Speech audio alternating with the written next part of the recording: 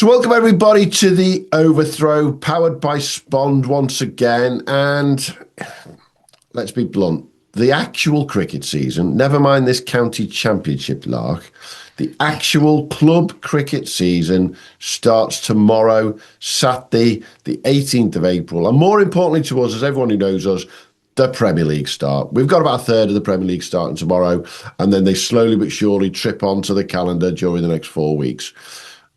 For that reason, we wanted to talk to someone who, from my way of looking at things, he's just got what I've got, and he puts it out there in a completely different way to us. He's got a love of cricket. So joining us today, our guest is somebody who, he kills us on socials. He's got over 100,000 bloody followers across all of his socials. He's done an incredible job. And you're bound to have seen him. He's that face that pops up in front of your scorecard. He tells you all about what's going on around the country. Mr. Mutz, my side of cricket. Welcome to the Overthrow on the Premier League Cricket Club, mate. How are you doing? Hello, mate. Yeah, really, really well. And thank you for having me. I feel like it's the pinnacle of Premier League cricket, your show, and I'm on it. So I'm honoured. I'm absolutely thrilled and very kind of you to say so. I mean, you're right. Premier League cricket is the pinnacle of club cricket, full stop, end of story. But you know, we were just talking off air about your club that you play for. We'll come to that in a little bit. But let's go back to that, the very start. Where does this love of cricket come from, mate? I mean, you adore cricket. There's no two ways about it, don't you? Yeah, I mean, I don't know how long you've got for the story, but I'll try to be brief. I think, I'm old, and so am I. We used to have 3 channels, didn't we? BBC One, I'm that old as well. BBC Two and ITV, and then on BBC Two you'd hear the cricket intro. I'm not going to do it now, but in the early 80s, and on BBC Two that was what was on the Test matches. Summer holidays, about 7 or 8 years old, and we started watching the Ashes, 1981 Ashes. Yeah. And my old man, he couldn't believe that we were watching this. And the person that he was, basically, he took us to the Oval for the 6th Test. I think it was the second day he took us for. Mm-hmm. So I'm 8 years old. I'm going to the Oval. My dad hasn't got a ticket. He buys one off the touts as he used to. Yeah. He'd leave us there. He'd leave us in a corner outside the Oval, and then he went out for about. He went walking around for about 10 minutes. Came back with 2 tickets and a light pocket. I remember seeing the £20 notes going over. But anyway, we went and watched the Ashes. So I saw Dennis Lillee, Jeffrey Boycott, Tomo bowling, and I think that's where the love affair started. And it's a gift, isn't it, cricket? And I say this on my channel quite a lot. It's something that's passed down. My dad obviously came to this country he came to this country in the early 60s. Mm-hmm. Didn't really have much time to play cricket, but I've got a photo of him in a park in 1969, in a park that I play cricket on now. Yeah, and he was playing a couple of games in between working and trying to provide. Uh-huh. My brother's the cricketer in the family, plays for Totteridge and Mill Hillians. Good cricketer. So yeah, it's just that sort of, it's the romanticism of cricket. Everything that it brings to you, the camaraderie, the chat that you have, the laugh. I mean, I go on a pitch and I try to enjoy myself while I'm playing cricket rather than after or before, which is a little bit different to how people approach cricket. But as soon as I'm on that pitch, sometimes my wife is hearing my edits and she says, "How come you laugh so much?" And I'm just like, I don't know what happens. I get on that pitch and something just happens, and I'm surprised I haven't upset more people than I have, because I do get completely carried away with it. I let it overtake me. Yeah. And I say to a lot of people, I feel like I'm 14 or 15 or 16. And is that not what people want when they're older, to feel like they're young? And I do every weekend on a Saturday or a Sunday. And then obviously I started doing this editing stuff. started making little videos about five years ago in lockdown, and one went viral. And then I thought, okay, let's have another go at this. I never used my phone for anything but texting and calling and, you know, fat fingers and everything, you know how it is.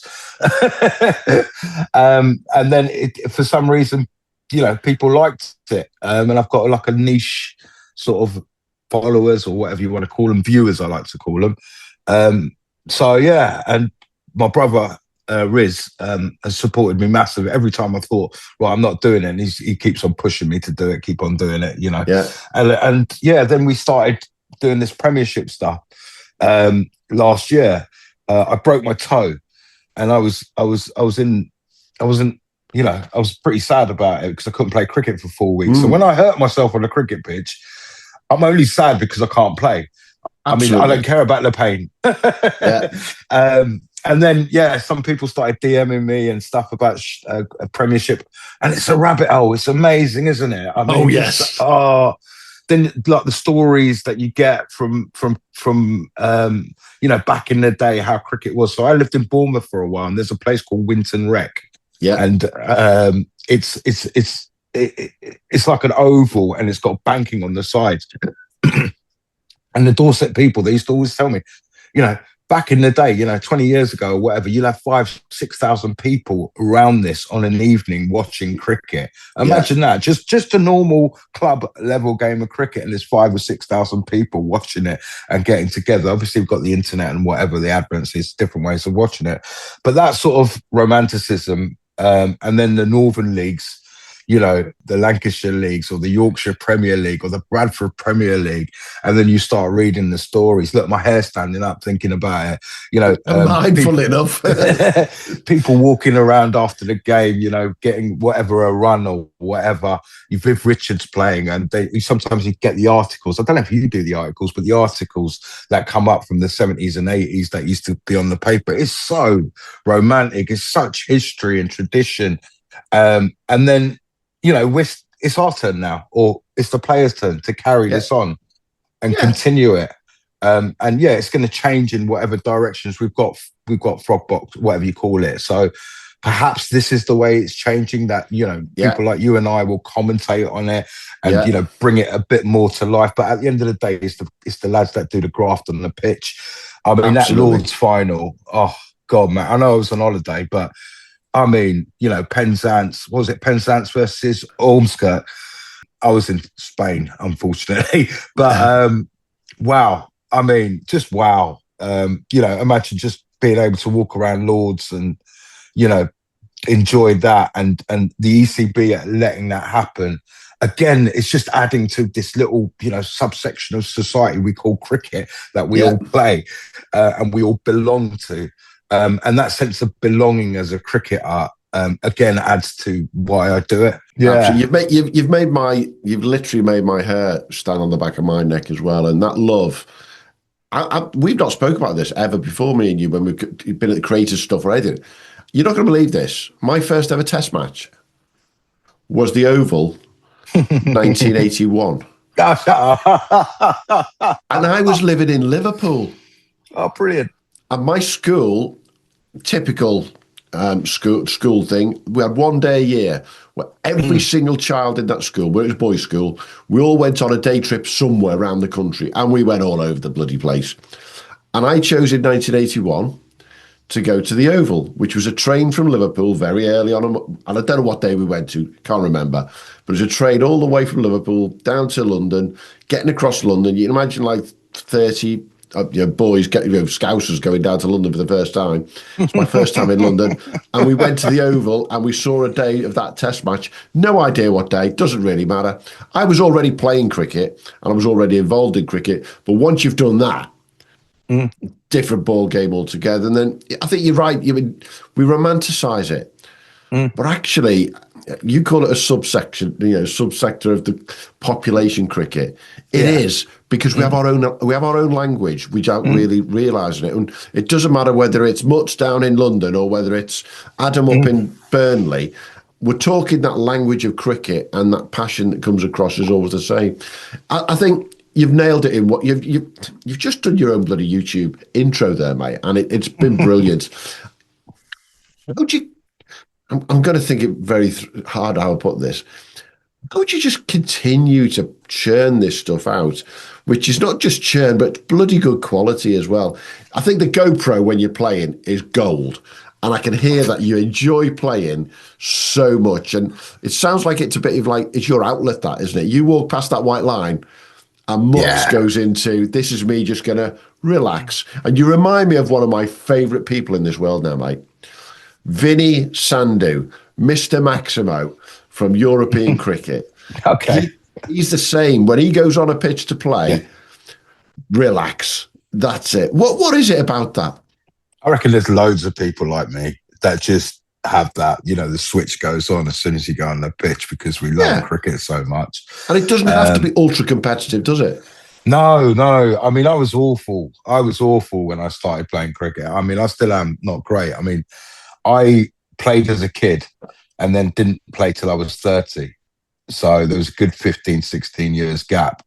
And then I started playing in Dorset. I was living in Bournemouth at the time. And I played for a club called Boscombe. And we were in the bottom division of Hampshire. So, when people put on is that Divi 20? Yes, we were in Divi 20. It was Divi 9 or whatever at the time. And I was terrible, absolutely terrible. I, as being Asian and being stereotypical, I was working for an insurance company down there, and they asked me to play because they were one short. Because I'm Asian, I should be able to play cricket, and I taught cricket as well. So I'd always loved watching cricket. So I always taught cricket. Anyway, I played in the semi-final, and they sent me in, and I think they needed 4 runs to win off the last over. I couldn't hit it off the square, could I? I ate up 6 balls and we lost by 3 runs, and I was like, okay. But yeah, so that's when I thought, okay, I can't do this. I know I can play better than that. I started practicing and whatever, and got a little bit better. But yeah, so that's what 21 years ago. I've been playing ever since. I've missed your original question, mate. I've gone off on a soliloquy. just that how you continue to push that stuff out. How? I mean, I record everything on the GoPro, or that's why I don't play too much on Saturday, because league gets a bit. I don't want to upset any leagues. But yeah, because it gets too competitive sometimes, basically. No, I'm not worried about that. I'm happy to banter with anybody on the pitch and chat with anybody on the pitch and try to work. But I don't want to upset the league, like the structure. Yeah. And there's some I've heard stories about people not being allowed to wear a GoPro in certain leagues. I don't understand it myself. Yeah. Because you've got a frog box, you've got all sorts, you've got all these school channels that are churning out cricket, and and then I'm thinking, well, wait a minute, I've got a GoPro on, and I've got to be honest, when I wear a GoPro, the behaviour on the cricket pitch is better. Interesting. 100%. I mean, obviously, I've got a bit of a standing and whatever. Yeah. So people know that, potentially it could go out and they want to behave themselves a little bit more. But yeah, it's funny. And I think people try to behave themselves a little bit more. I mean, in the early days when I played if you think I chatted now, the way I used to chat, because I was so rubbish at cricket, my chat was like, I didn't stop for 2 hours. I would just keep on going. The amount of people that wanted to turn around and, do something to me. But yeah, that's calmed down quite a lot. But yeah, so I record everything. Then I started recording my batting as well.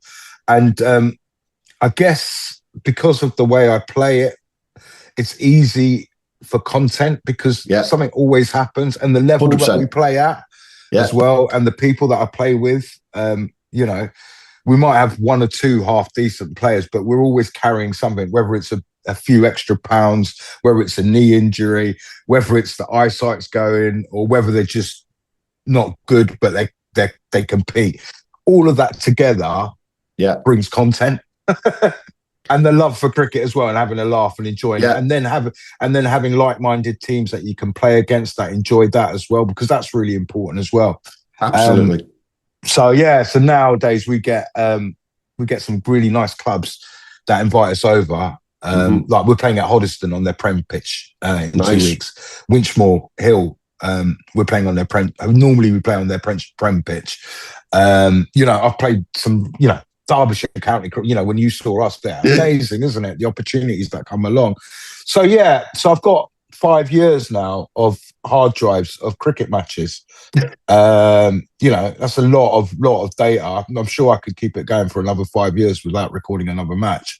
And I literally, how do I pump it out? And people ask me, what is it in your head? I go, no, I spend about an hour in the evenings. I almost do a little, which hard drive should I pick? I pick that, then I have to almost close my eyes and just pick a match and then find a bit of content from that. And there's always something. There's always normally something or something of it. And then sometimes you discover stuff that you never even knew was there. And it could be, it could be peak. But as long as people can identify with it, and it can give them an emotional connection. And we try to make it happy, because at the end of the day, things ain't great out there at the moment, are they? So, anything to make everyone a little bit happier or something to identify with or put a smile on the face. Normally, they're the sort of tick boxes that I do now. And then a little story, if I can, within it. If I can make a little story that, then that they're the best videos. But it's real people. That's what club cricket is, isn't it? It's stories. Club cricket is stories, full stop, end of story. And it's whether it's the story of your club that you was started in 1983 or the clubs that are started in 1847. Exactly. The stories that all just keep going on. And I love the way you describe it as we are setting the new stories. We're telling the new stories now, whether it be Callum Turner's 111 at Lords last September, Sam Holden's Fifer, against the mighty Penzance, who got down there and everyone thought they were going to win, but Ormskirk came and did what Ormskirk do. They don't lose, because that's what people kept saying. That was a story versus the left arm spinner who you're wicket keeping to on an Astro on a bloody cold March day.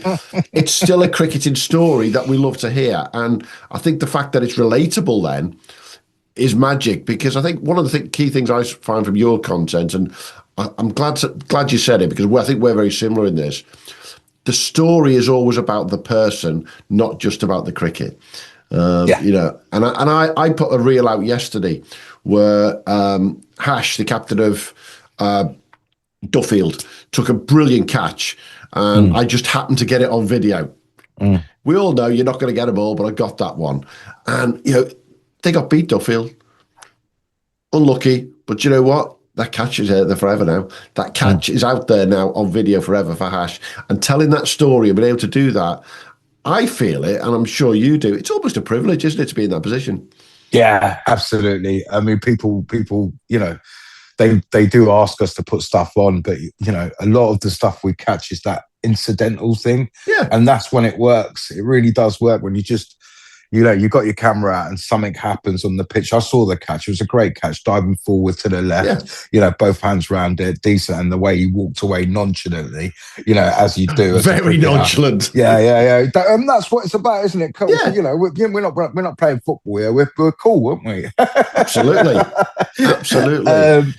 But yeah, they're the best videos. And like I say, my first viral video in 2020 was literally that. It was me standing at square leg, someone hitting the ball, and basically you can't see the fielder who's at mid on, and he's gone F or whatever. I don't know how much more. And but then the what they call the grade cricketer, they got hold of the video and they called it a Monet. And it was back in 2021, and it's just like, wait a minute, they've just dedicated half an hour of their show to my 9-second video. Exactly. And it was amazing. They are the doyens of club cricket. I mean, they are. We use the grade cricketer as I'm not going to say the benchmark, because that's the wrong way to put it, but they've done it so well over the years on what they've done to bring the Australian cricket first and foremost, but then obviously they go around the world with it now and bring those stories to life. And I love the fact that they'll pick up stuff from around from around the UK. The great cricketer will spend all this bloody summer looking at what we're putting out there going, that's the one for us. Because that's what cricket's about globally, isn't it? Yeah. I mean, definitely a definite inspiration and like pioneers in what we just earlier talked about is how cricket is, sold or shown to the world. And yeah, they did a great job back in the day. And my mate was the one who told me about it. You got to listen to this, and that really helped in how I present cricket now. Yeah. But yeah, when it was called a Monet, I was like in clover, I was so happy. But so come on then, let's talk about your club, because I talking about it before that we started recording. Your club is what I call the perfect club that's come out of something out of nowhere. We have hear these stories of, I'm thinking the farmers who started a club in North Derbyshire in 1847 and it's continued and da-di-da. The miners in South Yorkshire who started a club in 1870. Great. Your club is 1983, 2 years after you went to the Oval and me, turns out. Tell everyone about how your club Pacific started, because I think this is fascinating. So it was a record company called Pacific. There's the conversation ended. It's a record company. I mean, come on.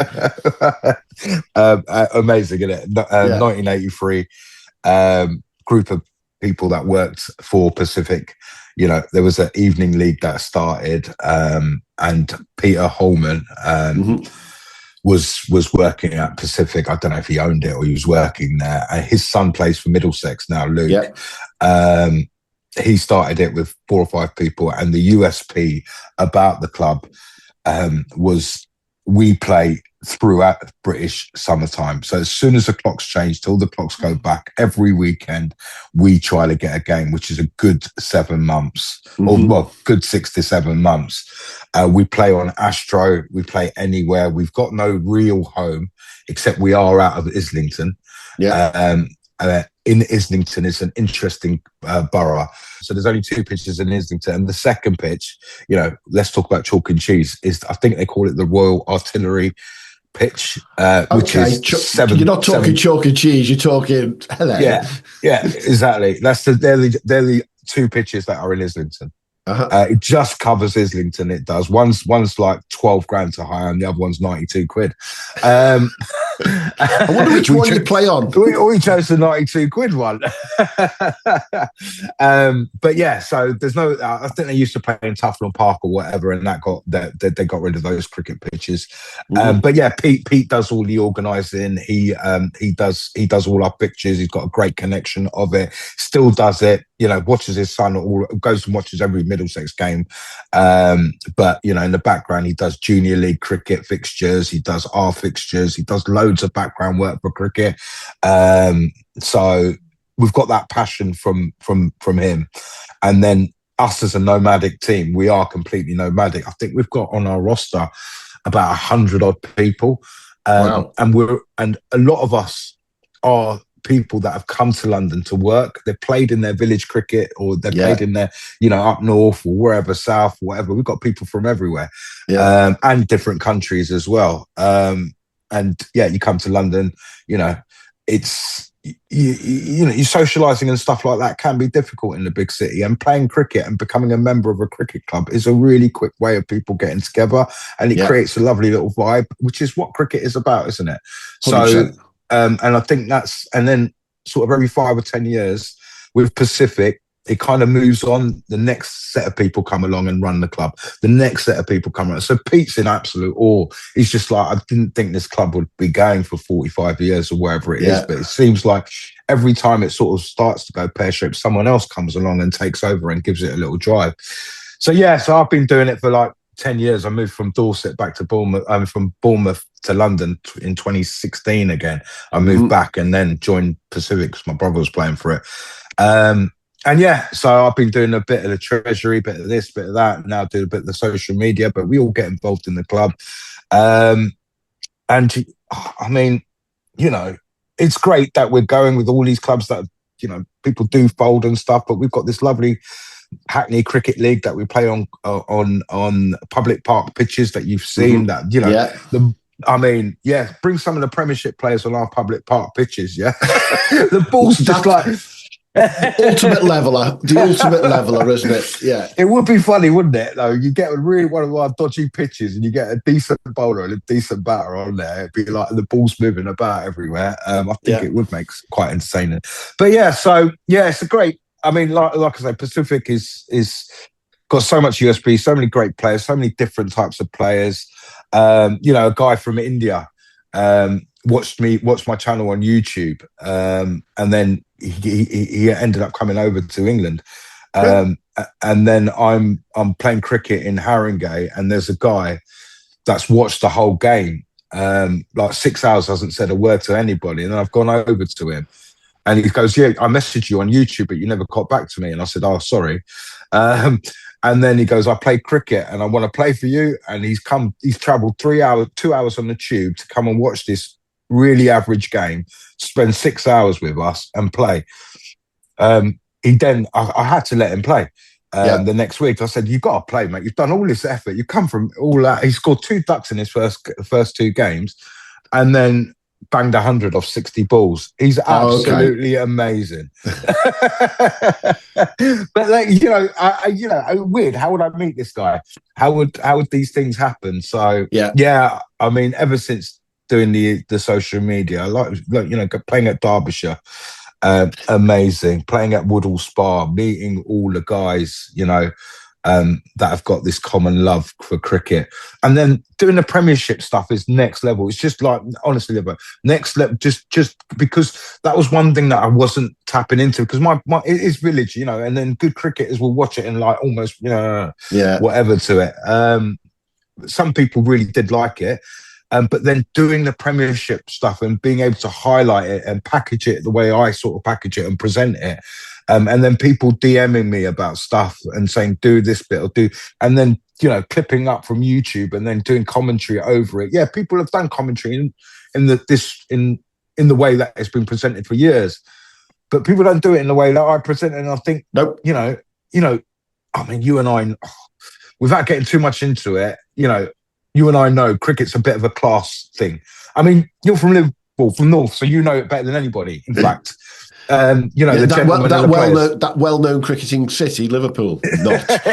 Yeah, exactly. But, the big players did come from, they were working class players, weren't they? Just amazing. And then it's a rabbit hole and a half, isn't it? All these leagues up and down the country, however many there are.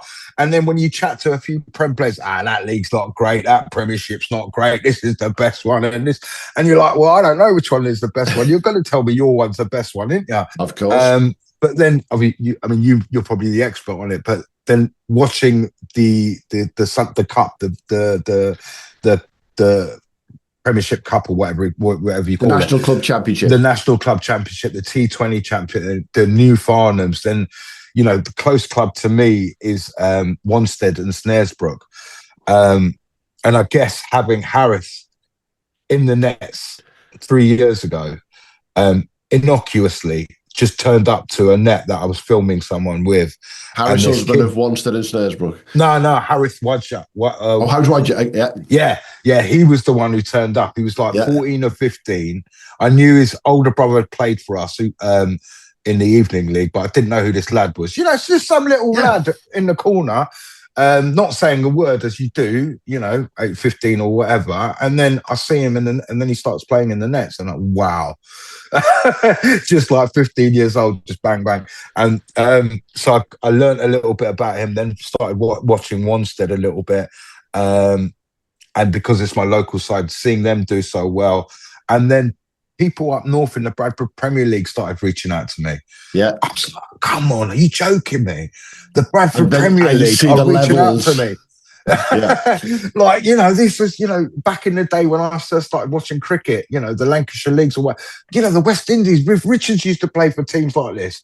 And, I can promote them. I was absolutely buzzing. So, yeah, if I can keep on doing it, if people want me to do it, I will definitely do it. It's just brilliant to be able to talk about Premiership cricket or any high level cricket. It's just lovely to talk about it and expose and talk to people. And then hopefully, the big thing about it is the youngsters is trying keep them inspired and be able to, that it is a route. Yes, it's not the greatest of routes, but you can play Premiership cricket and they might see you for minor counties, and then potentially you might be able to break through. If you miss that 100%.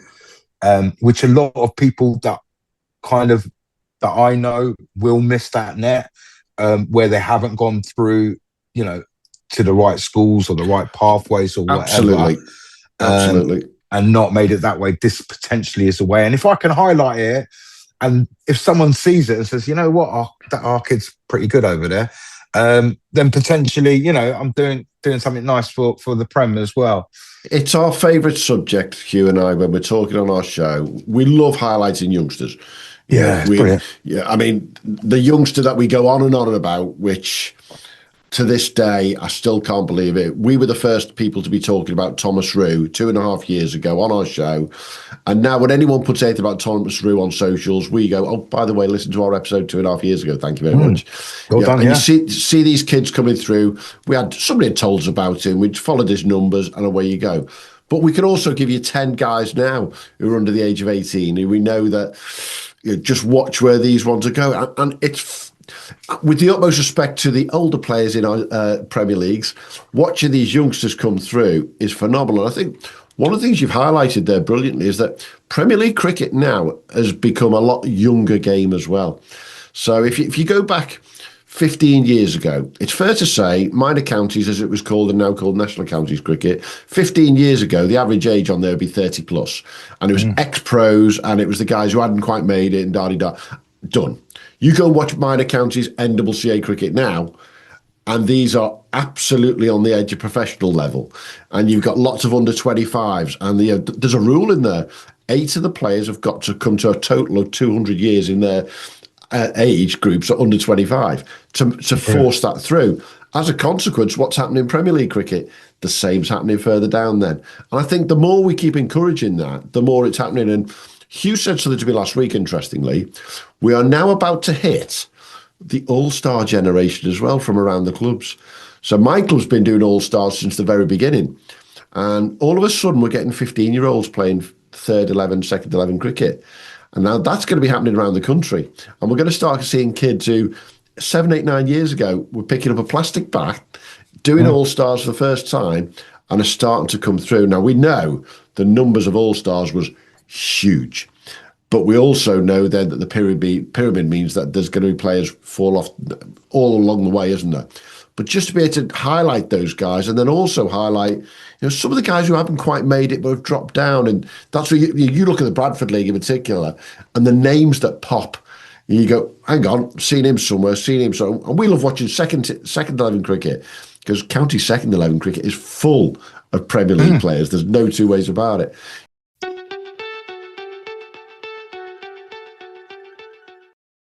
Moving it on, where are you going to take this, mate? I mean, like me, you have a full-time job. We get paid on a day-to-day basis, and we do this for the love of cricket. There's no two ways about it.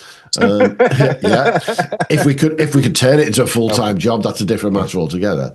But you're pushing and promoting cricket in a way that I'm going to say I don't see anybody else do it.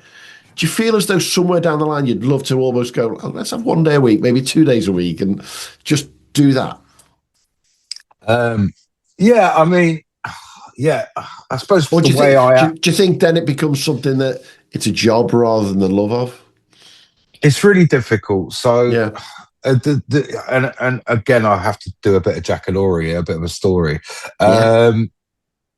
So this all started in lockdown, and it also started when my father passed away of COVID in 2020, and feeling really, rubbish. And I work, and the job that I do is really quite stressful. So I was just walking around with a lot of, stress and whatever. And then I needed an outlet. And then, lo and behold, social media came along, and it was a great escape, a brilliant escape. And it was something that I was passionate about, something that I needed. I was never going to, build train sets or anything like that. So I needed a hobby, and this sort of came along, where and it became this escapism. But if you what I found is if you put too much into it, then you lose that escapism and it becomes stress, like your work or work. Work's not a stress. You know, I love the job that I do. I love the content that I make as well. Would it be nice to do it? Yes, potentially. However, I haven't invested in it in the way that I could do. I could monetize in loads of different ways, and I don't. You know, I could get sponsors, all sorts, but and I don't. I could send out emails to loads of people, and I don't. All I do is I make content, and I get views, and you know, I try to think about what people want to see. So, like today, after this, I am going to a bat manufacturer who makes bats from the tree to the bat. So the whole process. So for me, my viewers want to see that. So am I gonna? I don't know. I mean, I say to the wife now and again, you know, should we take a year out and you just film me? And she just tells me to do one. No, we're not doing that. Yeah. But yeah. So mine now. My next goal at the moment is I'm trying to get enough money together to get my teeth sorted because my front tooth fell out 2 years ago. I got hit by a cricket ball, surprise, surprise, and then last year it was loose for ages, and I'm at work doing a supervision or whatever 1-to-1. And I said to the person that I was doing that to, I've got to just pop out. And I popped out and I just literally went like that. My tooth came out of my hand. So my mission at the moment, my goal is that. But then having thought about that, I kind of like the look now.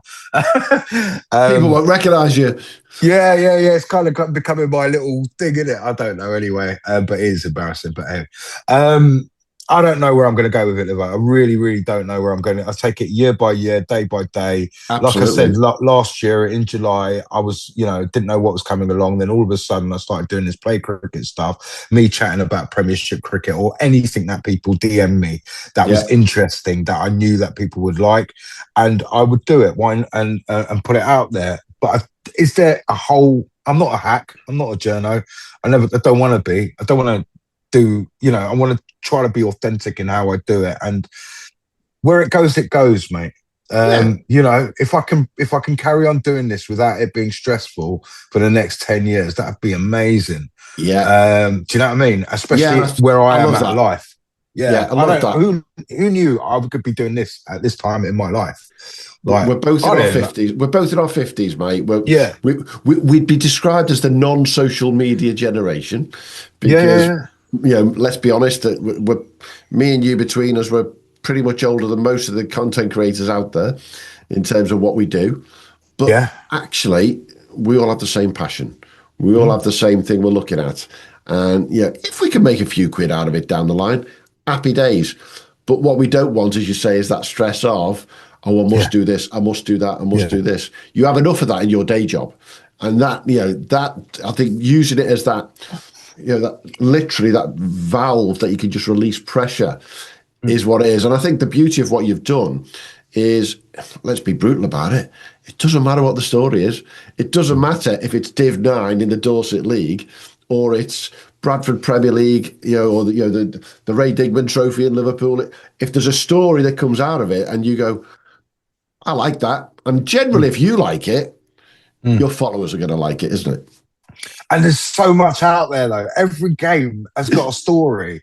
Like, literally, just got to bring it to life. And with this, you know, the video and stuff like that, you know, the 10 all out from last season, and you know, and you've got to pitch it in a way that it's not embarrassing to everybody or to the other opposition. And I can find that balance somehow, that it's fun, it happens, the ball was moving left, right and centre.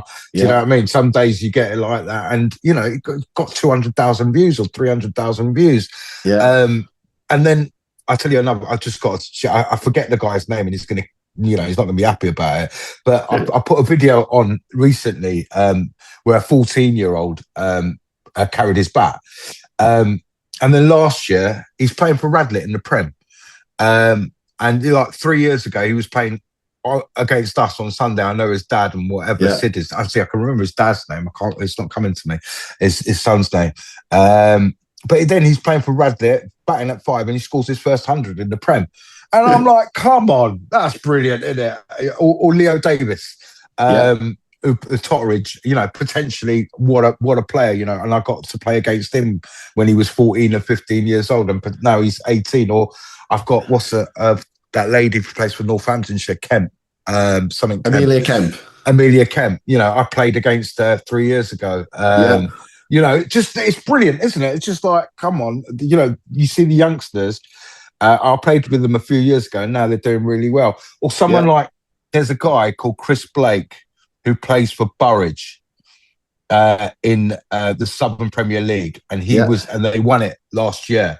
I've known Chris since he was 14 years old, when the little whatever came up to me and goes, "I know you, you're Mutz, aren't you?" This was in Bournemouth, and now like he's got family and kids and whatever, 3 kids, and he's won the Premiership. It's just so nice, isn't it? Those little stories like that, seeing people do so well. We found over the winter. I mean, the winter for us is. Shouldn't say this really, should we? But we do. We love the winter almost more than the summer, because the stories through the winter that are going on is great, and we don't have to talk about that fifer and that 100 and that. We can talk about what we want. And the big one for us, of course, is the transfers around the Premier League. The fact that there's been 800 plus transfers around Premier League cricket this year. Wow! And I love it when I get a DM or I get a text from someone saying, "Thanks, you put my name on the Premier League website." You're like, but that's what we do. We want to announce as many of these transfers around the country as possible, because people love it. Every Tuesday night at 8:00 during the winter, when we put the transfers up, our website goes straight away, because everyone, I literally can watch it go click, click, click, click, click. It's like great. And it just builds that sort of energy towards where we are now, starting the season tomorrow, when I think it's 11 leagues get going tomorrow. And all of a sudden then the Northern leagues are playing. We have to wait a bit longer for you bloody Southerners to get going, obviously, which does drive us potty, because the weather might just be the same down there, but you don't play. But at the same time, you're better than us down south, so you just play less games. It's simple as that.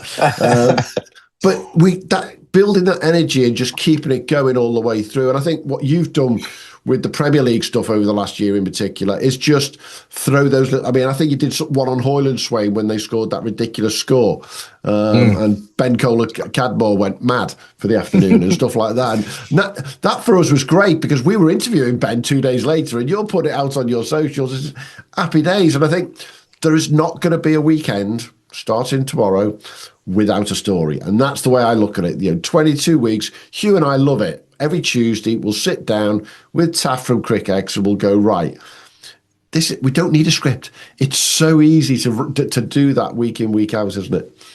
Yeah, I mean, you guys are amazing with the stuff. I got so much information from you, or backed it up. And when I started doing the best overseas, that got a lot of traction, and I got a lot of the information. Well, I got most of my information from your website. It's amazing, and just that. I mean, it's loads of us like stats, don't we? We watch this, Test match stats, this, that, but Premiership stats are well interesting. And you see the loyalty of some of these players that have played for the same club for 30 years. They put their heart, soul into that community. The 20,000 club. The 20,000 club, I mean, that says it all, doesn't it? Just the amazing stuff, and the DMs that I was getting from around that. But and the backstory is that, isn't it? It's their heart and soul that has gone into that club, and they're scoring runs for them, and they're doing well. So why can't little old me or you large it up for them? Let's do it. Exactly. It's a lot. It's a lot about England, isn't it? The green grass of England, playing cricket out there, enjoying a cup of tea, going to the bar afterwards, getting ready beforehand. It's very traditional. It's very conventional. And I love it. I love that part of cricket, and I think we all love that part of cricket, don't we? Just getting together with the lads. And I think you talked about in one of your podcasts or whatever, the game, travelling to the games, and like with the Prem, you have to travel quite far a lot of the times. Especially in this Essex League or whatever you do, or the East Anglia League, because I started understanding that a little bit more. But hopefully, I'll get some DMs around that and people want to watch it. And I'm not, like I say, I'm not playing too much Saturday cricket this year. So I'm hoping that I can go and watch some of the Premiership stuff. And if people want me to come round or whatever and watch their games and stuff, that'd be amazing. But yeah, I'm meeting more and more people. Like I say, Harris Usman, the second score, I mean, the boy can hit a flip. Can he hit that ball, man? Wow. It's so and just getting up close to them. Raja Wanstead, one of the guys who I've seen hit a ball harder than anybody else in the country. Yeah, just unbelievable. Harris. No, you Raja Wanstead. Oh, you've Raja, yeah. I mean, bloody hell. Yeah, I'm definitely going to catch a few of their games this year. But yeah, just anywhere you go, you see these youngsters play, and it is about the youngsters. I do think that. I know there's this sense of belonging in a lot of first teams that they're the same old faces and it's harder to get in. But you talked about it earlier. I think it's more and more important that these youngsters do get in. And I know it'll put the nose out of joint or whatever the saying is for a lot of the established players. But, cricket moves on. It's not about your little circle or whatever. Sorry, I'm probably getting a little bit. But yeah, it's not about that circle. It's not about the first team. 100% going over there and sitting in their own circles, which I used to see a lot of, and they're kind of different. No, we're all one big club. The first team, when you finish, you should be coming over and watching the fourth team, enlarging it with the fourth team. I love that. And the clubs that do that are the ones that are going to be thriving.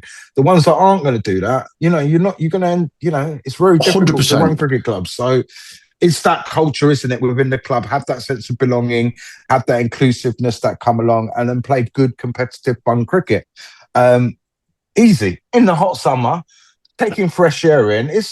Come on. It's in this world where our mental healths are going south everywhere.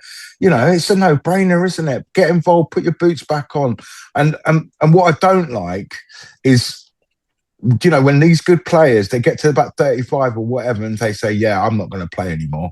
I can't play at that level with those old boys or them kids. I'm like, really? Do you know what I mean? Why not? Give back. You don't have to play every weekend.